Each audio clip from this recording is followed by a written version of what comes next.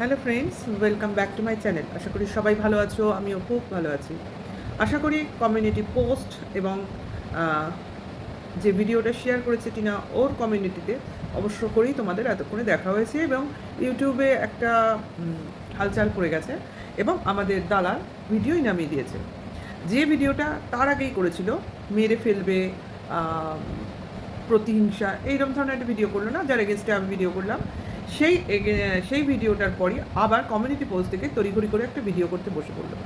কারণ মনে হলো না কেন করতে বসে পড়লো, এবং এই ভিডিওগুলো তার পরের পরের এবং পরেরটা মানে রিসেন্ট অর্থাৎ রাতের দিকের যে লাইফটা, সমস্ত ভিডিওতেই কিন্তু খুব মার্জিত এবং যতটা সম্ভব নিজেকে কন্ট্রোল করে রেখে বলার চেষ্টা করেছে। কারণ পুরোটাই ক্রেডিট গোজ টু টিনার কমিউনিটি পোস্ট। কারণ সেখানে কিছু সাইবার ক্রাইম অফিসের ফটো দেওয়া হয়েছে এবং অবশ্য করেই কিছু লেখা রয়েছে ইনস্ট্রাকশন, মানে টিনার পক্ষ থেকে বক্তব্য যে যারা যাদের ইচ্ছা, যেরকম ইচ্ছা, নেগেটিভ পজিটিভ যা ইচ্ছা ভিডিও করো, সবাই সবার মনের ইচ্ছা মিটিয়ে নাও। ও নিশ্চয়ই কিছু একটা স্টেপ নেবে, যার জন্য এত কনফিডেন্টলি বলতে পারছে। এবং সর্বোপরি যে ডিক্লারেশনটা দিল, খুব তাড়াতাড়ি মা ছেলে এক হতে চলেছে। গলার জল শুকিয়ে যাওয়ার মতোই ঘোষণা। এবং যতই লোকের কাছে কনফিডেন্স থাকুক না কেন, মানে আমি বিপক্ষ দলের কথা বলছি, সবই তো দলাদলি চলছে এখানে, তাদের যতই কিনা কনফিডেন্স লেভেলটা ঠিক থাকুক বা হাই থাকুক না কেন, একটু হলেও গলার জলটা শুকিয়ে যাচ্ছে কি না। তার মধ্যে আবার আজকে নীল ষষ্ঠী। নীল ষষ্ঠী মানেই তো সবার একটা উপোস উপোস ব্যাপার, অনেকে নির্জলা থাকে, অবশ্য করে আমিও থাকি। যাই হোক, এখন নেই, এই মুহূর্তে নেই, ঠিক আছে, কিছুক্ষণ আগে অবধি ছিলাম। আচ্ছা, সে তার জন্য গলার জল শুকিয়ে যাওয়াই স্বাভাবিক।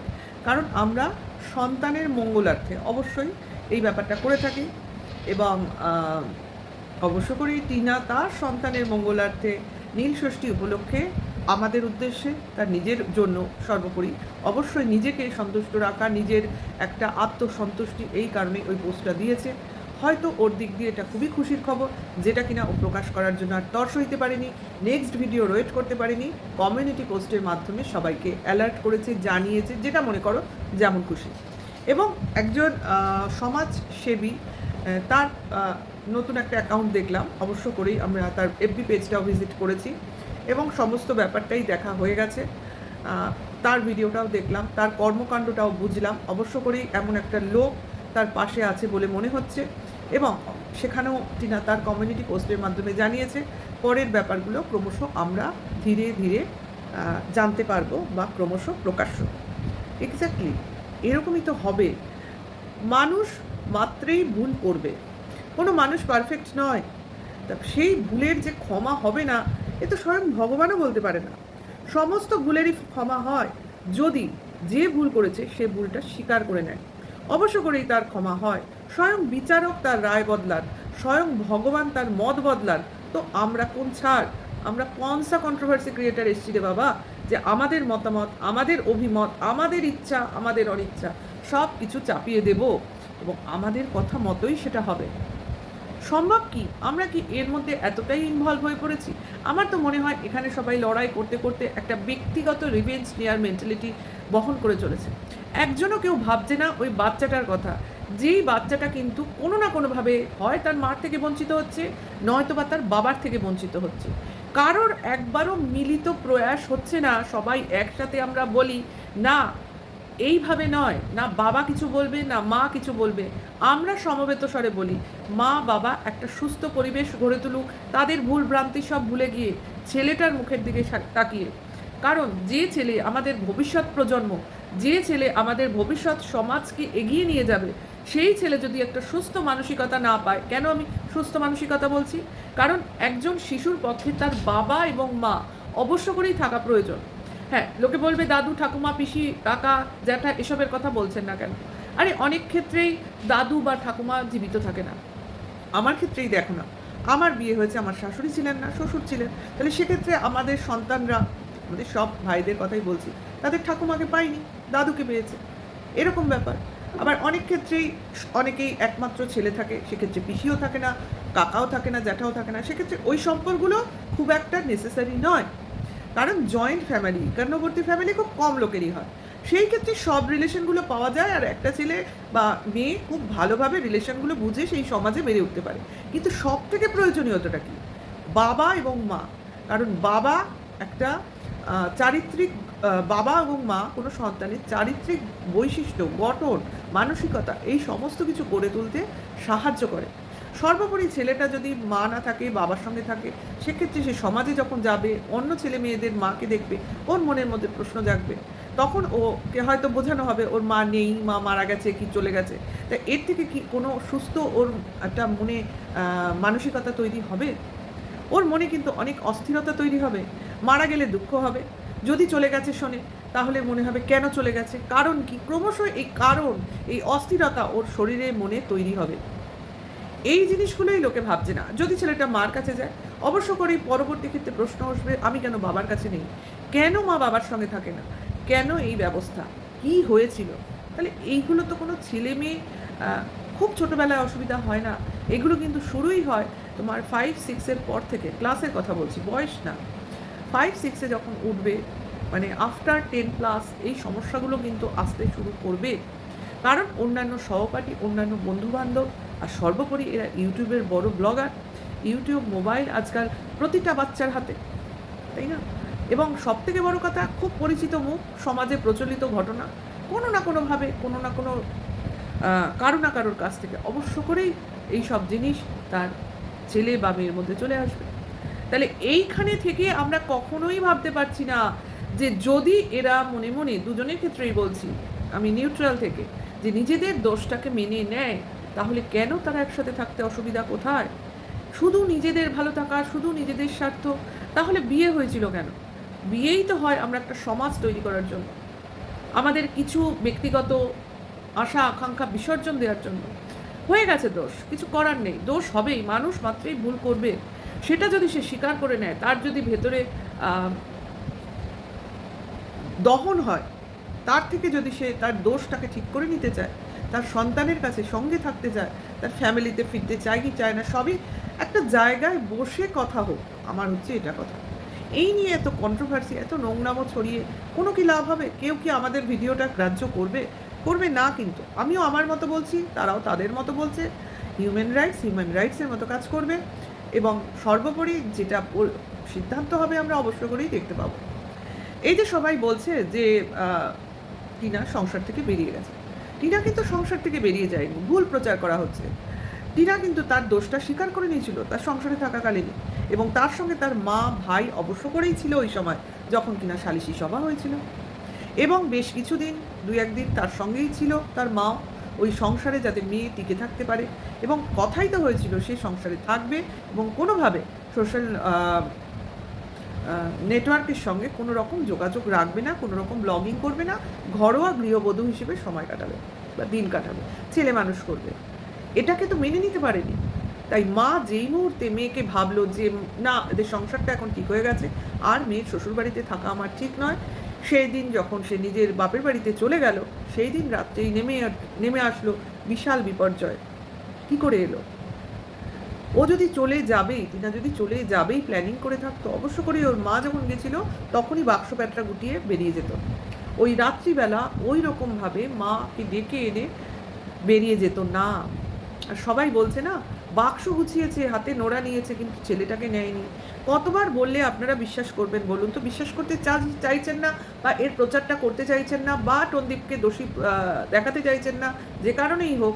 ছেলেকে নিতে চেয়েছিল, ওরা মিথ্যা কথা বলছে, ওরা মিথ্যে কথা বলছে। ওরা বলেছে ছেলেকে দেবে না, তার জন্য টিনারা পুলিশ স্টেশনে গেছিল। পুলিশ স্টেশন থেকে লোক এসে রণদীপদের খুঁজে পায়নি, ওরা তালা চাবি দিয়ে অন্যত্র চলে গেছিল। জানেন না এই ঘটনাগুলো? অন্যত্র গিয়ে সেই ভিডিও, যেটা কিনা প্রাইভেট হয়ে গেছে, অবশ্য করেই ডিলিট হয়নি, কারণ চ্যানেলের খাতিরে হয়তো বা ডিলিট করেনি, আবার করতেও পারে। ধুরন্ধর লোকের উপায়ের অভাব হয় না। কত কি ভাবছে, ভেতরে কি কি করছে, নিজের মতো গোছাচ্ছে, বলা তো যায় না। পুলিশ তাদের খুঁজে পায়নি সেই রাত্রেই, না হলে তারা সেই পুলিশ স্টেশনে অবশ্য করেই যেত, এবং ছেলেকে মার কোলেই তুলে দিত। কারণ মার ছেলের জন্যই মা পুলিশ স্টেশনে গেছিল, 498 করতে যায়নি। তাহলে 498 কেসটা সেই দিন পুলিশ স্টেশনে থেকেই করতো। ছেলেকে দেবে না বলে টনদীপ কতবার বলেছে, ছেলেকে নিলে মা ছেলেকে মেরে ফেলবে, বারবার করে ও নিজে বলেছে, আমরা চিৎকার করে বলছি, অথচ ওর পক্ষের কন্ট্রোভার্সি ক্রিয়েটাররা তাদের মতো করে ওই কথাগুলোকে বাদ দিয়ে বাদ বাকি সব কথা বলে যাচ্ছে। এত বড় ঘটনা হয়ে গেল, চলে গেল ছেলেকে না পেয়ে টিনা তার বাপের বাড়ি, কারণ তার মা বলেছিল আপাতত চল, সমস্যা সমাধান হয়ে গেলে, ঘটনা ঠান্ডা হয়ে গেলে এক সময় না এক সময় তুই শ্বশুরবাড়িতে ফিরতে পারবি, এই আশ্বাস বাণীটা টিনাকে তখন দেওয়া হয়েছিল। টিনাও সেটাই ভেবেছিল, বলে ঘটনা গণ্ডগোল গ্রামেগঞ্জে কতটা বাড়াবাড়ি হয়, তারপরে আবার সব ঠিকঠাক হয়ে যায়, এগুলো তো অহরহ হয়, সেই জন্য ওরা ভাবেনি আজকে এই পরিস্থিতিতে এসে দাঁড়াবে। নাহলে ছেলে ওর সঙ্গেই থাকতো প্রতি মুহূর্তে। প্রথম দিকে বলেছে ও বলেছে ছেলের জন্য এই করছি, কাস্টাডি পাওয়ার জন্য, যখন কিনা কোর্টে গেছিল ছেলেকে দেখতে পেলে ছেলেকে নিয়ে আসতো, অনেক কথা বলেছে, কিন্তু ভেতরে যে ছেলে নেওয়ার কাজটা চলছিল সেই থেকে ওর যে একটা বারণ ছিল, তার জন্য পরবর্তীকালে আর ছেলের কথা তোলেনি। তারপরে ক্রমশ ঘটনা চলতে চলতে ওর মনে হয়েছে যে এরা পরকিয়া করছে, তা পরকিয়ার কিছু ঘটনার জন্য যদি ওরা বিরক্ত হয়ে আমায় ডিভোর্স দিয়ে দেয়, দিক, আমি ডিভোর্স পেয়ে যাই, তারপর আমি কাস্টাডির জন্য লড়াই করব। কিন্তু এরা তো ডিভোর্স দেবে না বুঝতে পেরে, অনেক সমস্যা দেখে টিনার দিক দিয়ে মিউচুয়াল ডিভোর্সের কথা হলো।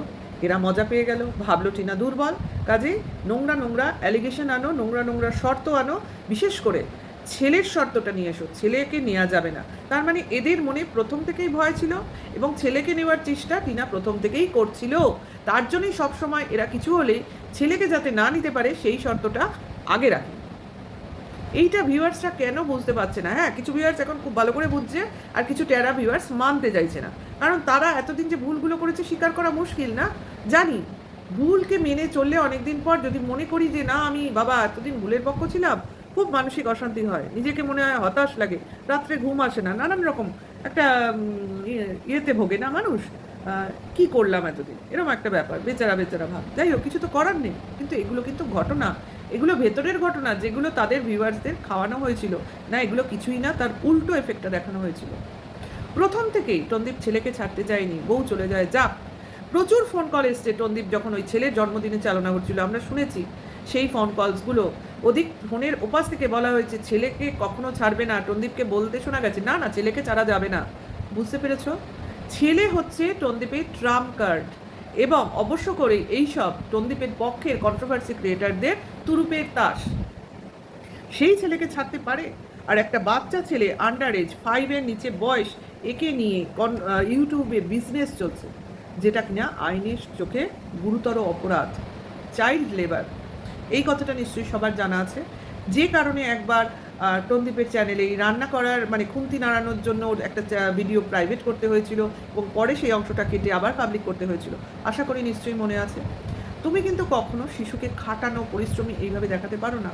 তাহলে ইউটিউবে যদি বারবার তাকে শিশুটাকে প্লেস করা হয়, বারবার বলা হয় এইটা করো ওটা করো, নাচো হাসো বলে না, টনদীপ সবসময় বলে ছেলেকে এনে বলো, আন্টিদের নামে বলো, এটা বলো সেটা বলো বলে ইনস্ট্রাক্ট করে।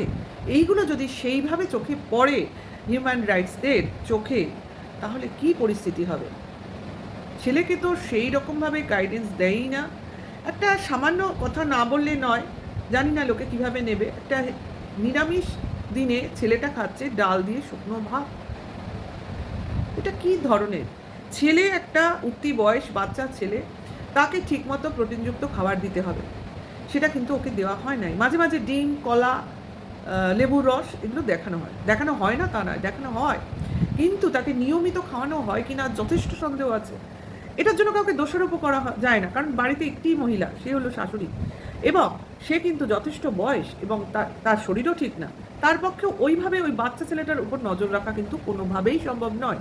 এই গ্রাউন্ডটাও কিন্তু হিউম্যান রাইটসের লোকজন দেখবে, কারণ একটা বাচ্চাকে প্রতিপালন করতে কিন্তু বেশ কিছু দেখাশোনার প্রয়োজন হয়, যেটা একটা ফ্যামিলির সব লোক দিতে পারে, কিন্তু একটা মা যদি জীবিত থাকে সে যেভাবে দেবে অন্য লোক কিন্তু সেভাবে দেবে না। আর মা যদি চায়, সর্বোপরি মা যদি চায়, তাহলে মা চাইছে এইটাকে কিন্তু বড় করে দেখা হবে। আশা করি বোঝাতে পারছি আমার কথাটা। কাজে লোকে যতই ভুল প্রমাণিত করতে চাক, টিনার দোষটাকে বড় করে দেখাতে চাক, কিন্তু আমি যেটা চাইছি সেটা হলো টিনার মাতৃত্বটাকে বড় করে দেখানো। আশা করি টিনার সপক্ষে টিনার মতো করে যুক্তি দিয়ে যাদের বোঝাবার তাদের বোঝাবে, আমাদের বোঝাবার প্রয়োজন নেই, আমরা অলরেডি বুঝে আছি। আর যারা বুঝতে চাইছে না তাদের না বোঝানোই উচিত, কারণ তারা বুঝলেও না বোঝার ভান করবে। আশা করি বোঝাতে পারছি। নেক্সট ভিডিওতে আবার আসবো আরেকটা নতুন টপিকস নিয়ে। অবশ্য করেই আমার সঙ্গে থেকো। ভালো লাগলে লাইক কমেন্ট শেয়ার করো। এখনকার জন্য টাটা, বাই।